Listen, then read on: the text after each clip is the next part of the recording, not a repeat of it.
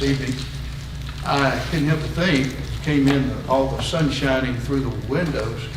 At this time of evening, it won't be long, it'll be dark before we even, 2 hours before we get here. But glad to see all of you. By the way, I still have some of these sheets. Did everybody get one of these, some thoughts on the day of John 14:20? Some of you didn't. This was in that day. I had a question raised about that here sometime back, and I wrote a couple of things on that. I'm going to let you pass that down.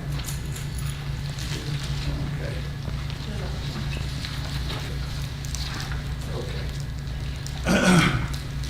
Yeah, in that day ye shall know that I am in my Father, and ye in me, and I in you.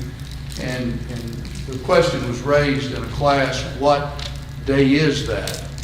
And I think it's probably comprehensive of the Messianic age that would be starting on Pentecost and following. And it would just include when Jesus was had ascended, and then the Spirit came on the apostles. And really,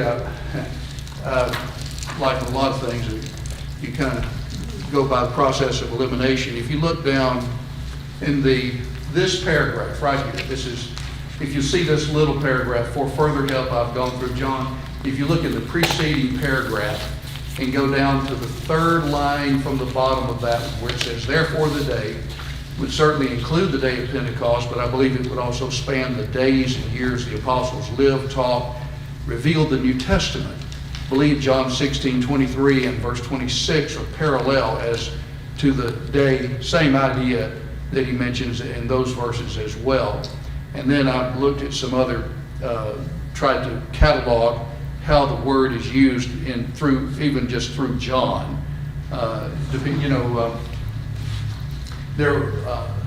He mentions in John 6:44. The day that I will raise him up, or I'll raise him up in the last day. So sometimes it's the judgment, and it just depends on the context. Okay, our readings are from Psalm 120 through 145. Psalm 120 through 145. 19 is the shortest chapter in the Bible, right? Wrong. Yeah, it's the longest. In 20, I think I made a slip-ups, as some used to call it. I think I mentioned that we were in the Psalms that were ascents. In like 113, actually they're the Hallel Psalms. And I think Brother Gene mentioned that, and it was a slip on my part. Really, 120 starts the ascent Psalms, 120 through 134. And so in the ascents are when the people are ascending to Jerusalem. And there's almost a flavor that you get from the Psalms that as they're singing these Psalms, as they're actually moving on, and of course they could sing them as they were in assemblies, but they were descriptive of moving toward Jerusalem for their various feasts. 120 is a type of a prayer. For the American Standard says, for deliverance from the treacherous. Notice verse 2. Deliver my soul, O Lord, from lying lips and deceitful tongue. Verse 4. Sharp arrows of the mighty with coals of juniper. Woe is me that I sojourn in Meshach, and so on. I am for peace, but when I speak, they are for war. We've heard that by some politicians before. 121 is wonderful. It's interesting that when Lee's grandfather died, and then her grandmother died, and then her mother died, this psalm was read at the grave of each of those, and it's a beautiful, beautiful psalm. Think as you're making it and they're slowly climbing toward Jerusalem. I will lift up, and the mountains about you, I will lift up mine eyes into the mountain. From whence shall my help come? My help comes from the Lord who made heaven and earth. You can just see people, the Lord is my helper. As I look up and behold the majestic mountains, He will not suffer your foot to be moved. He that keeps thee will not slumber. He that keeps Israel will neither slumber nor sleep. He's our keeper. The shade upon our right hand. The sun shall not smite thee by day, or the moon by night. The Lord will keep thee from all evil. He will keep thy soul. He will keep thy going out and coming in from this time forth and forevermore. The idea behind all of that is God is our what? Our what? Protector. He protects us. Yes, He protects us. 122 is about how the psalmist asked God to, in His overruling providence, protect Jerusalem. In verse 1 is a verse that we've heard probably throughout our whole lives. I was what? Glad when they said unto me, let us go into the house of the Lord. In peace, prosperity, all of these things are part of that. I think it's interesting. I don't know if it's the right thing to do to chastise people. You need to be glad when you come to church. You're not glad like you ought to be. I don't think that helps people. I've almost heard it put that way. What we can do, though, to help people be glad is tell people what? Reasons why we ought to have joy and happiness in serving the Lord. And in fact, some of this is given in that psalm. You know what I'm talking about? You know, instead of a coach telling a team, you need to get fired up. Well, you give them reasons why. You know, and then it will naturally come as a result. 123 is another prayer for the Lord's help and His mercy. 124, he prays to the Lord to help us, rescue us from our what? Our enemies. And yet in 125, they that trust in the Lord are as Mount Zion, which cannot be moved, but abides forever. As the mountains are round about Jerusalem, so the Lord is round about His people. In other words, He's always with us, kind of like what Paul said in Acts 17. He's not very far from each one of us. And that's a comforting thought. 139th Psalm is similar to that. Whither shall I go from thy spirit? If I could ascend into the pits of Sheol, thou art there. If I could go to the heights of the mountains, thou art there. In 126, most of your translations probably have a thanksgiving for return from what? Captivity. That's likely what it was. Written a little bit later than David and others. Prosperity comes in verse in 127. There's a picture of a man who has what around him? Verse 3. His children, and the happiness, the general enrichment that comes from people following the Lord. Children are a heritage of the Lord. The fruit of the womb is His reward. Verse 3. As arrows in the hand of a mighty man, so are the children of youth. Happy is the man that hath his quiver full of them. 128, the blessing of those who fear the Lord, and the prayer in 129 for enemies to be abolished, to be overthrown. The 130 is the very fact that we need to be able to have confidence in God's what? His love, and even His love that will do what for us? Free us from sin. Yeah. Notice in verse 4, for there is forgiveness with thee, that thou mayest be feared.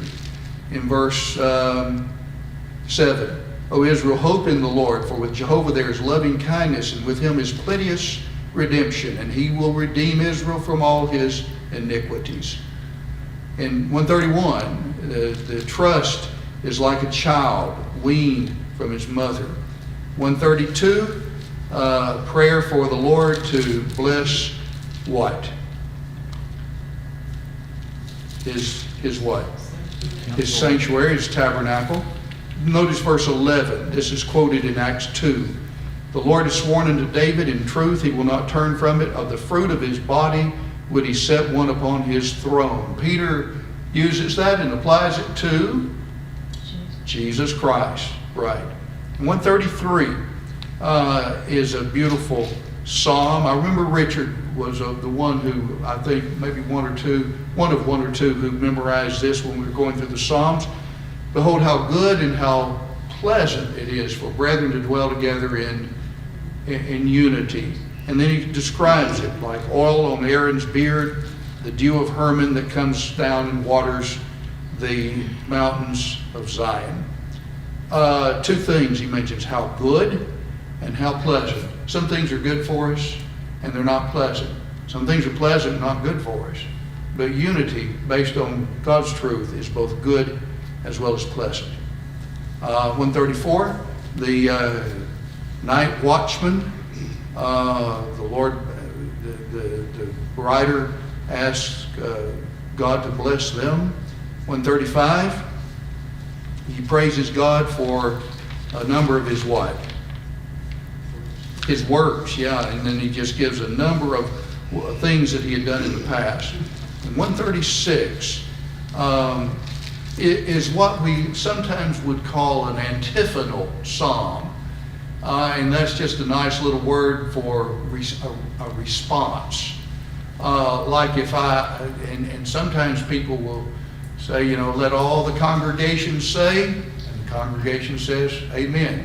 It's back and forth, and you'll see that. Oh, give thanks unto the Lord, for he is good, for his loving kindness endures forever. Oh, give thanks unto the God, for his loving kindness endureth forever. Oh, give thanks to the Lord, for his loving kindness endureth forever, is the refrain, as you see all through there. And then down, his wonders, verse 5, he made the heavens. He separated the heavens from the waters. In verse 6, the great lights. He almost goes down the days of creation, doesn't he? The sun, the moon, verse 9. He smote Egypt in 10. He just kind of a historical psalm, but it's written in that format that what we do the same thing. Each day I'll do, each day I'll do. You know, that kind of a song, back and forth, back and forth. That's an antiphonal song. And the same thing is true with some of these psalms that were sung here. Comment or question on it? Okay, 137. It pictures somebody where?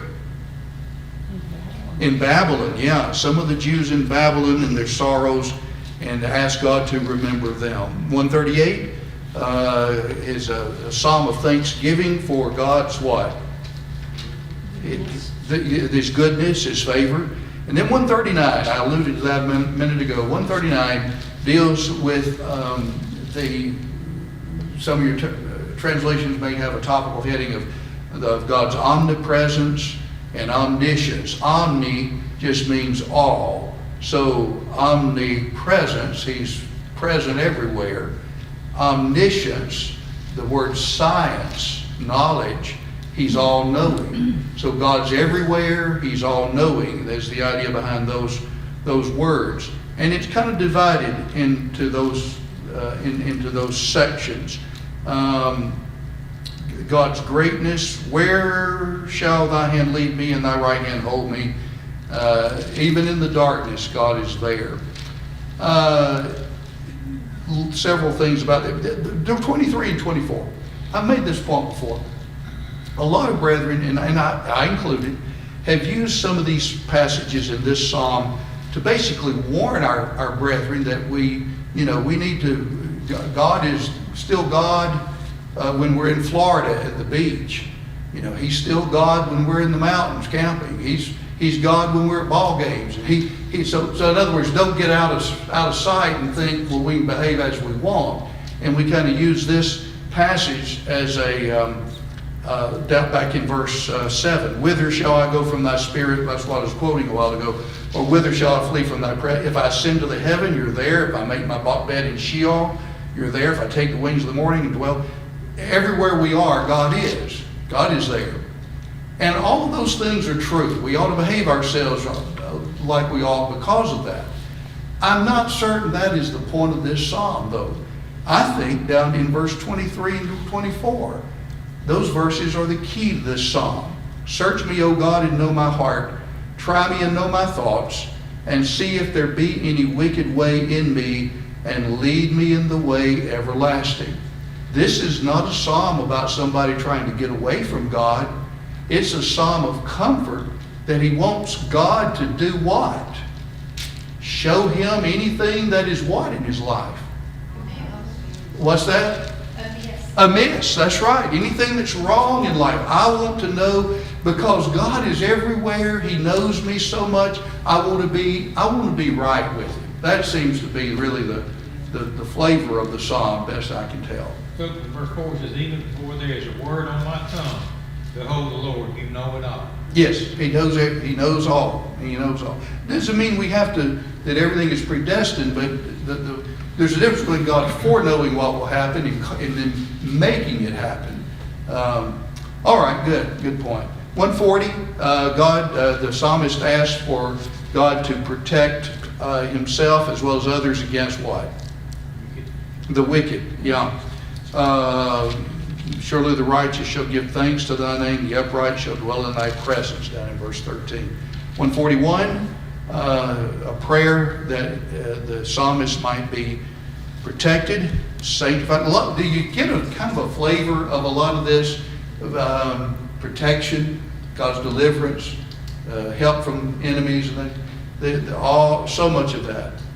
Prayer for help in trouble in 142, and deliverance, as well as guidance. I remember the days of old. I meditate on all thy doings. Verse 5 of 143.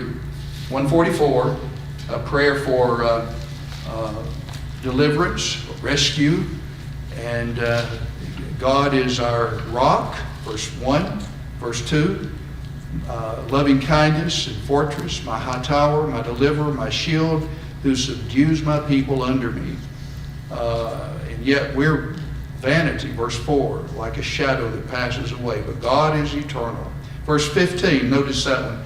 Happy is the people that is in such a case, yea, happy is the people whose God is Jehovah. Is that not true?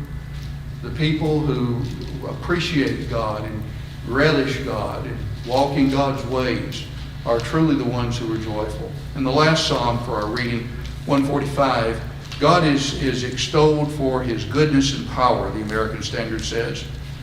Look at verse 7. They shall utter the memory of thy great goodness, and they shall sing of thy righteousness.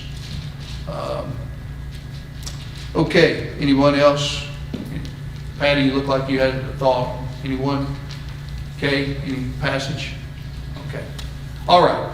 Appreciate your help on these, and I don't mean to beat a dead horse, but just like Leah said before, I think she's so right. I think you have to be maybe experience life for a while before you can really appreciate the Psalms like we might want to.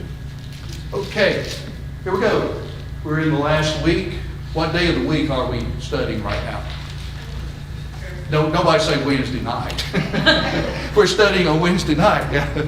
No, we're Thursday night. Yeah. And so let's just go. We're going to go real quickly. We won't even go there. We'll just come on back. On the Thursday, the Passover preparations are made. And at some point, they've been arguing who's number one. And so when they begin to eat the Passover, and then as they're eating, Jesus washes their feet. Always remember John 13, that's the only passage that's recorded.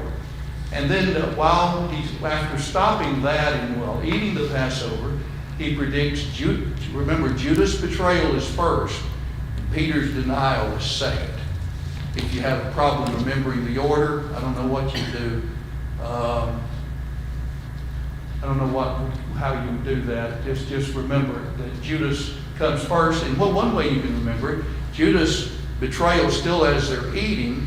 And then Jesus says, what you do it quickly. And he takes, the way he's already handed him the sop. And Judas goes out, and John says, and it was night. And some of the disciples thought he was going to go out and, get something for the poor, whatever. And then after that, Jesus says, a new commandment give I thee, that you do what? Love one another, even as I've loved you.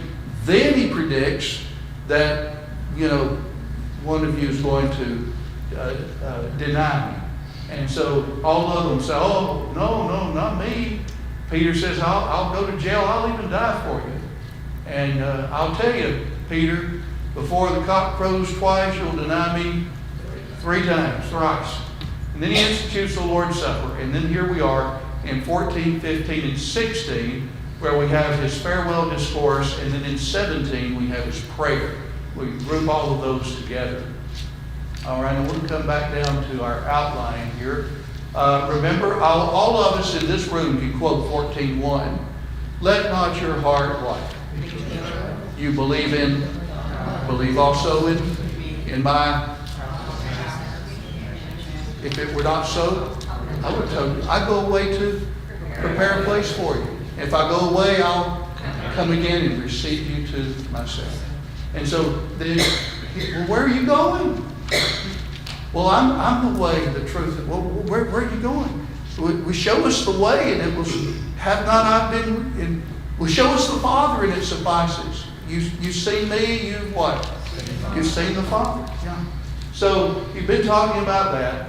And then during the meantime, though, when he goes away, he promises the Holy Spirit as a comforter, another comforter, he calls him, and they're doing great works.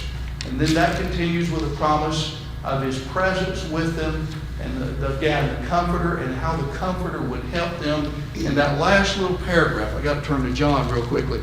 In that last paragraph in John 14, I think it's 20. I know it's 25 and 26. 25 and 26. He says that the Holy Spirit, even the Comforter, whom I will send whom the Father will send in my name, he will teach you all things and bring to your remembrance all that I said. And then there was one other thing. Well, let's see. Did we answer all? We didn't really have. It was not the kind of questions where. I just go right down verse by verse. I kind of tried to summarize. We answered all the way down to what? Number? We didn't. It was page 98 where we left off Sunday. Yeah, was it D? Yes, sir. D on 98. Yeah. Okay. All right. Let's do this. Before we go any farther, I want to call your attention. You know, what we have, when you put Matthew, Mark, Luke, as well as John together, and try to get the setting of all of this. We know that the Lord's Supper has just been instituted in absent Judas. He's gone.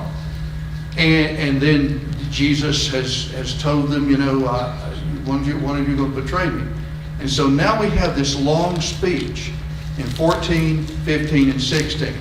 And there's no movement that we can tell until we get to about 18. You'll just notice chapter 18, verse 1. When Jesus had spoken these words, he went forth with his disciples over the brook Kidron. So you have the Kidron Valley here and the Mount of Olives on the opposite side. All right, but I want you to notice in 14:31, but that the world may know that I love the Father, and as the Father gave me commandment, even so I do. Arise, let us go hence. Arise, let us go. I didn't have anything on that in my notes. And the Waldrons made turn over to the page that deals with that. This will be page 148 in the Waldrons book. I trust you've been continuing to number them so you can keep up with it.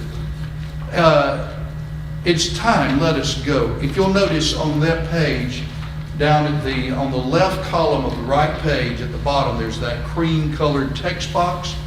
Notice that in 14:31, the Waldrons say, Jesus says, rise up and let us go forth. This probably indicates that Jesus and his apostles left the upper room at the close of chapter 14 and were on their way out to the Garden of Gethsemane as Jesus continued the message recorded in John 15, 16, and 17. Or he may be saying that the time for his death is growing ever closer, and this is an admonition to be ready. We cannot be sure.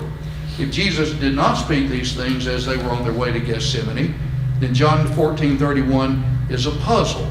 Certainly the conversation between Jesus and his apostles on that journey would have been sober and yet bountiful, just as the chapters of John are. Nevertheless, the chronology is not the essence of our lesson. It's a minor consideration. Be sure to keep it minor as you teach your students. One thing that I wanted to read for you that I thought made probably the most sense of anything. It appears more like, this is what Guy Wood's comments on John, it appears more likely, therefore, that having bidden the disciples to arise and make ready for departure, while they stood silently in his presence, he delivered the lesson of John 15 and 16 and engaged in the prayer of 17. And then, when he had spoken these words, he went forth from the upper room with his disciples over the brook Kidron and into the Garden of Gethsemane. Idea is, he's been talking about, don't be troubled, all this. Let us arise and go. Can't you just think, okay, now they get up from their reclining position, and they get up and they're here, and then if Woods is right, and to me that makes the most sense. I've read several things on it. It doesn't look like they would have been walking toward the garden while Jesus is talking. That would have been distracting, especially as they got around others. It's as if, it looks like to me, it's as if he physically gets up. And if you think about what has he got to face? I mean, they're going to the garden. Peter, James, and John will fall asleep. He's praying 3 times, Father, if it be thy will, let this cup pass. And then Judas with the guards come and arrest him. And then he's away from them.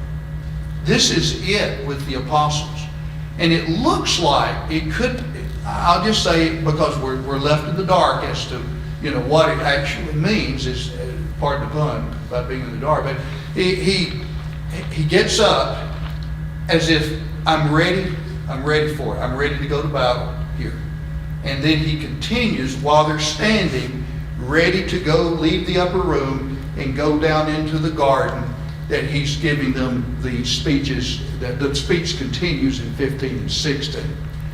So I don't think he's let us go and then they actually go all the way to the garden. I don't think that's it. I don't think they're walking during that. I think that what makes most sense is that, let's be ready. We've got a mission in front of us. And so now they're standing and he's giving this speech. That's the best. David, you look like you were going to say something. Anybody, Brother Gene, you have anything you want to add on that? Yes, sir? It's about like the end of a service when we said our final prayer. It's time for everybody to go home. But we stop and linger and talk a little bit. Yes, yeah. I think that probably is a pretty good explanation. But it could be that, he says, let us go hence. Let us go from here. We're ready to get on with the mission. That seems like that may be a part of it. All right, let's move on. In 15, I noticed on, let's see, where are we? Right here. The comfort would come by Christ's relation to the Father and their relation to Christ in the parable of the vine and the branches. Let's read 15, 1 through 8. Billy, would you mind reading for us? Sister Billy, 15, 1 through 8. I am the true vine, and my Father is the husbandman. Every branch in me that beareth not fruit, he taketh away. And every branch that beareth fruit, he purgeth it, that it may bring forth more fruit. Now ye are clean through the word which I have spoken unto you. Abide in me, and I in you, as the branch cannot bear fruit of itself, except it abide in the vine. No more can ye, except ye abide in me. I am the vine, ye are the branches. He that abideth in me, and I in him, the same bringeth forth much fruit, for without me ye can do nothing. If a man abide not in me, he is cast forth as a branch and is withered, and men gather them and cast them into the fire, and they are burned. If ye abide in me, and my words abide in you, ye shall ask what ye will, and it shall be done unto you. Herein is my Father's glorified, that you bear much fruit, so shall ye be my disciples. All right. In some of our translations, you can't see mine, but the whole 15th chapter is one paragraph. But it does seem like in verse 9, he shifts to talk about the subject of love. The love the Father had And then that goes into friendship. And he talks about friendship. And then toward the end of the chapter, you know, we love the Father loves you, he loves me, but the world hates us. And then that goes on into 16. It kind of goes there. But anyway, back on 15, 1 through 8, the statement here, the last statement of the I ams of Jesus, I am the true vine. I am the vine and you're the branches. We have a song that we sometimes sing along those lines. Do you have any marginal readings, or have you read through enough to see if this is a concept that's used in the Old Testament any? Yes or no? Is it a concept in the Old Testament? Yes, it is. Kirsten's shaking her head. Several times. It's in Isaiah 5. It is in Ezekiel 15, 11, 1 through 8. It's in Ezekiel 19, 10 through about 14. It's in Psalm 80, verse 8. This is just the marginal readings of the American Standard. But also not in that is Hosea, the 10th chapter, verse 1. Several times. Those are where Israel is considered a vine. God is the husbandman. And a vine has as its, what's the purpose of a vine? To bear fruit. A vine has branches. The branches develop blooms. The blooms turn into the fruit. And so it is intended.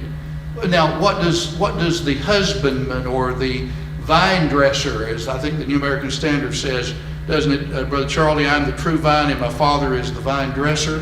So who all translations have that, vine dresser? So 2 or 3 of us. And then husbandman, some of the older ones. But the idea is the one who tends it, like Randy has a big garden. Well, he has to tend it. It doesn't just grow off itself. And so God tends it. And he puts it in the right kind of soil, and he hedges it around, protects it. He does all those things that would allow it to be a nourished vine, that it would produce fruit on its branches. However, does it always do that? No. Some branches do what? They don't bear fruit. And so what happens in order to keep them from disturbing the others? They need to be what? Pruned, cleansed is the idea. The word cleansed is used in some older translation, but cleaned or pruned, some translations have. And so they're pruned, they're cut off and cast into the fire. And that's exactly what God did in the Old Testament to Israel. But now Jesus shifts it, and there's a beautiful idea, guys. He says, he didn't say I am the vine, I am the what? The true vine. I think this probably goes back to the same idea of how the word true is used in other, not in contrast to error or false, but substance and the real in contrast to the types and shadows. And so if I'm right about this, then those Old Testament passages like Isaiah 5 and in Ezekiel and Psalm 80, where God said, you know, I'm your vine dresser and you are the vine, but you didn't do much, and I protected you, I did all these things, and you didn't bring it. So, but now Jesus says, I am the true vine, and the Father is the vine dresser. He's made all the provisions. And then I'm the vine, the true vine, and you, connected to me, are the branches. And the branches get their sustenance, their vitality from their connection to the vine. You've got to have that connection with the vine. So there's relationship that is discussed there. As long as and this goes back really to a lot of that was in 14. If you stay connected to me, you love me, you abide in my words, as he said in these passages Sister Billy read. You abide in my words, and I will be in you, and you will be in me, and we will be in the Father. then there's this connection, this vital connection, this relation that they have. And by virtue of that, you can bear what? You can bear fruit. And that's just like when we're connected to the Lord, we read His Word, we pray to Him, we thank Him for the good things, all these things, and then we grow. We grow. And as we grow in character, we grow in our love for the Lord and our love for others, then we're bearing fruit. And I've got a chart on that. Here, let me go to the chart just for a second, because there's several things about this. Jesus said that He's the true vine, and I mentioned this just a second ago. He likely speaks of often used expressions in the Old Testament describing Israel as the vine God planted and cultivated. These were types of the true or the real, which Jesus is. His disciples that should be an end right there. I just saw that. The branches that are connected. Many have attempted to justify a multiplicity of denominations from this passage, saying that the branches, I missed it again. An N on my keyboard, that's the problem. It's not working. My keyboard is stuck on something. The branches are churches. But that, I'm the vine and all these denominations are the branches. That's absurd from several viewpoints, chief of which is that Jesus identified what the branches are. Ye are the branches. He who abides in me, and I in him, the same bears much fruit.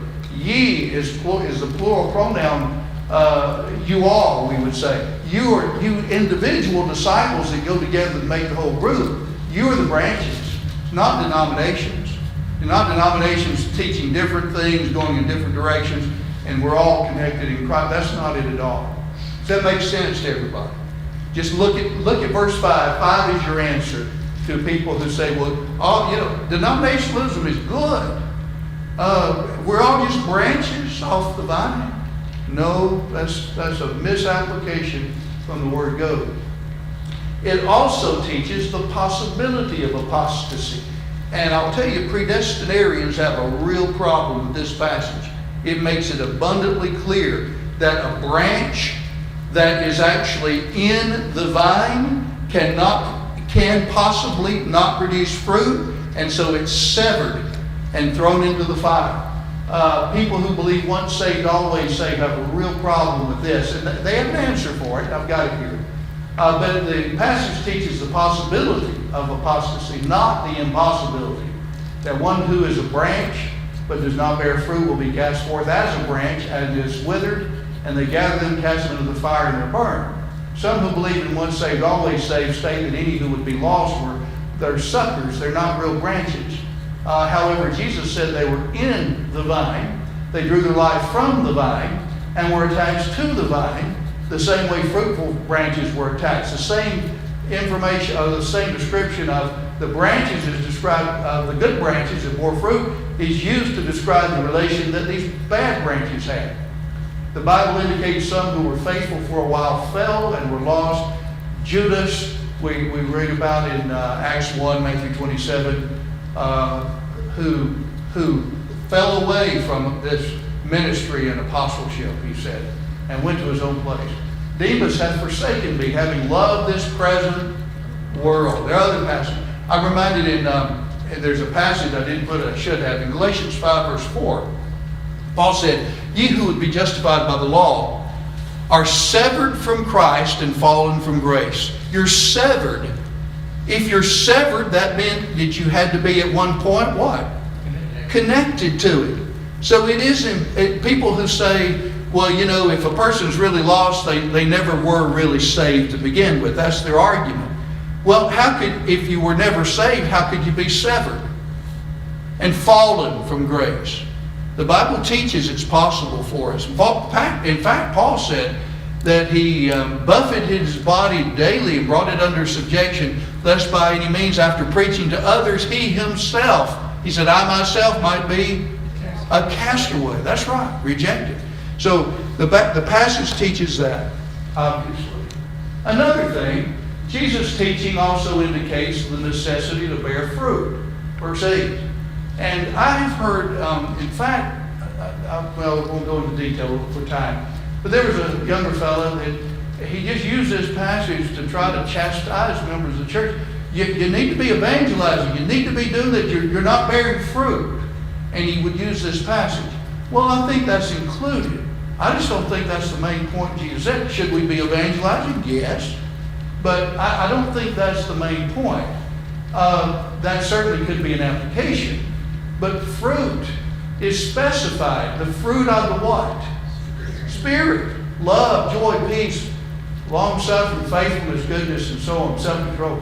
And it involves character traits, behavior, and good works that are expected from children of God. Growing to become more like Jesus, and all of our character would fit here. The more we grow to be more like Jesus, the more we want people saved, and certainly the more people we want to try to talk with about the gospel. That's certainly true. But I don't think it's just limited to that. And I think that's where some, I believe some have missed the boat on that. Comment, question, anybody? Okay, we got about 3 minutes. Let's, 2 or 3 minutes. Let's move on and read. Let's go back to where we were, back on our outline, Jonathan. 9 through 19. They would share with him in his love and joy as friends. He goes into this idea of love and then connects it to their friendship. Notice with me here. Just read with me. Verse 9. Even as the Father hath loved me, I also have loved you. Abide ye in my love. If ye keep my commandments, ye shall abide in my love, even as I have kept my Father's commandments, and abide in his love. These things have I spoken unto you, that my joy may be in you, and that your joy may be made full. We quoted 1 John 1:4. These things I write, that your joy may be full. This is my commandment, that ye love one another, even as I have loved you. Similar to 13, 34, and 35, isn't it? Greater love hath no man than this, that a man lay down his life for his friends. Now he goes from love and joy to friendship. Ye are my friends, if you do the things which I command you. No longer do I call you servants. Now they are servants, but not servants only. For the servant knows not what his Lord does or doeth. But I have called you friends, for all things that I heard from my Father I have made known unto you. That is, I'm telling you what's coming. And then the Spirit will guide you. And as the Spirit works within you to guide you into all truth, you're still my friends. You're my associates, my close companions. Ye did not choose me, but I chose you, and appointed you that ye should go and bear fruit, and that your fruit should abide, and that whatsoever ye shall ask of the Father in my name, he may give it you. These things I command you, that ye may love one another. Comes back to the idea of love again. If the world hated you, now he really changes or begins to transition from the love that the Father has for them and how they should love one another to hate. But it doesn't come from them, it comes from the world. If the world hates you, ye know that it hath hated me before it hated you. If you were of the world would love its own.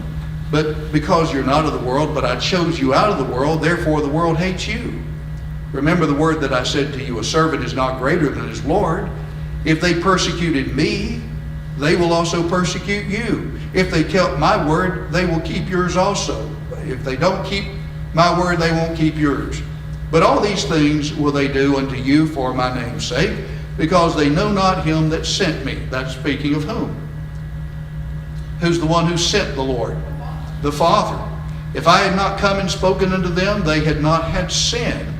That is, they would not be as responsible as they are now. But now they have no excuse for their sin. They've heard me. He that hateth me hateth my Father also.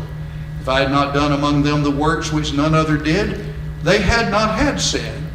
That is, if I came just as every Joe Blow and not performed the miracles and not taught, they would not have the excessive sin of rejecting me. But now have they both seen and hated both me and my Father. Because the Father, what? Worked in Christ. Thank you, Patty. But this cometh to pass, that the word may be fulfilled that is written in their law. They hated me without a cause. But when the Comforter is come, whom I will send unto you from the Father, even the Spirit of truth, which proceeds from the Father, he shall bear witness of me, and ye also bear witness, because you have been with me from the beginning. We'll have to stop and talk a little bit Sunday morning about this idea of the bearing of the witness of the Father. But all of this goes, if you just had to summarize it in a very short statement, and you're trying to get the essence of this chapter to fifth graders, you would say Jesus wants us to be what to him? Obedient. What's that? Obedient. Obedient, faithful, a friend, to love him, and the vine and branch to be connected to him. Connected to him. That's such a powerful lesson, to be connected. You know, you're connected to your parents or your brother, sister, whoever. You want to talk with them. You want to communicate. So with us, it's the Lord, you know, we read what he says, and then we speak to him in prayer, worship, tell him thank you for all he's done for us. Anything? Yes, sir. That verse 22, where it says, if I had not come and spoken to them, they would have no sin, but now that I have, they have no excuse for their sin. Yeah. Reminds me of the two servants, where he said the one that's sinned but didn't know he was sinning would be beaten with few stripes. Yeah. The one that knew better would be beaten With with many. many stripes. Mm-hmm. And I think the point, to fair it is that he's saying, you know, all of us have sinned, but the fact that without Jesus, or since Jesus came and his miracles, and their sins were exacerbated, they were worsened. Because it's not a case of not knowing. Now it's the case, as you mentioned with the servant. They knew, and they basically spit on him and said, thanks, but no thanks. Yeah, those two kind of fit like that to me. Yes, yeah, great point.